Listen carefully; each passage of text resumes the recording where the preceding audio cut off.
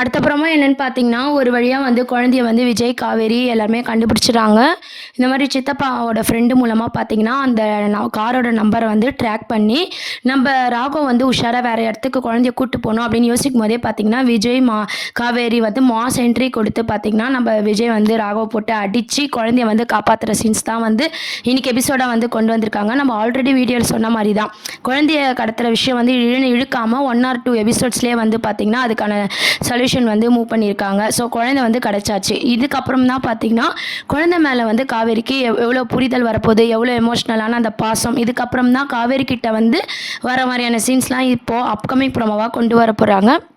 இதுக்கு நடுவில் பார்த்தீங்கன்னா, சித்தப்பாவும் பார்த்தீங்கன்னா, இதுக்கப்புறம் காவேரி வேண்டாம் அப்படின்ற மாரியும், அடிக்கடி நம்ம காவேரி வீட்டுக்கு போக வேண்டாம், குழந்தையும் போகக்கூடாது அப்படின்ற மாரி வீட்டில் எல்லாருமே சித்தி, சித்தப்பாலாம் விஜய் கிட்ட அட்வைஸ் பண்ணுறாங்க. விஜயும் பார்த்தீங்கன்னா, நான் என் பொண்டாட்டியை விட்டு கொடுக்க மாட்டேன், குழந்தைக்கு அம்மா வேணும் அப்படின்ற மாரி அவங்க சொல்லிட்டு போயிடுறாங்க. தாத்தாவும் பார்த்தீங்கன்னா, நம்ம விஜய்க்கு சப்போர்ட்டாக பேசுகிறாரு. அதுக்கப்புறம் சாரதாக்கு இந்த விஷயம்லாம் தெரியுதுனால பேத்தி மேலே ரொம்பவே பாசமாக இருக்காங்க.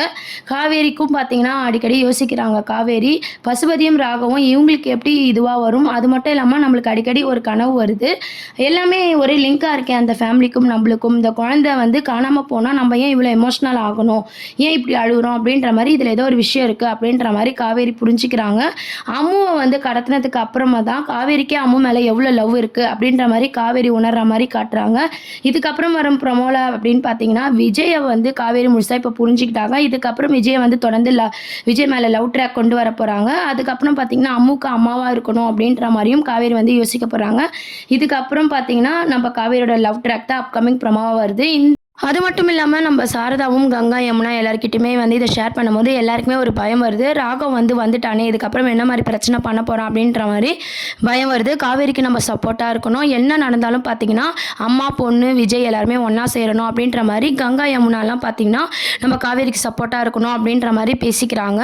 இந்த பக்கம் பார்த்தீங்கன்னா விஜய் வந்து கொஞ்சம் காவேரி கிட்ட வந்து தள்ளி இருப்போம், குழந்தைகிட்ட காவேரி க்ளோஸாக இருக்கட்டும் அப்படின்ற மாதிரி விஜய் யோசிக்கிறாரு.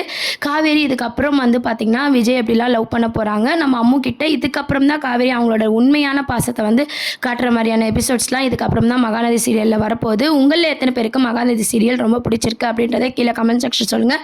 நிறைய அப்டேட்ஸ்க்கு சேனலையும் மறக்காமல் சப்ஸ்கிரைப் பண்ணுங்கள் ஃப்ரெண்ட்ஸ். தேங்க்யூ.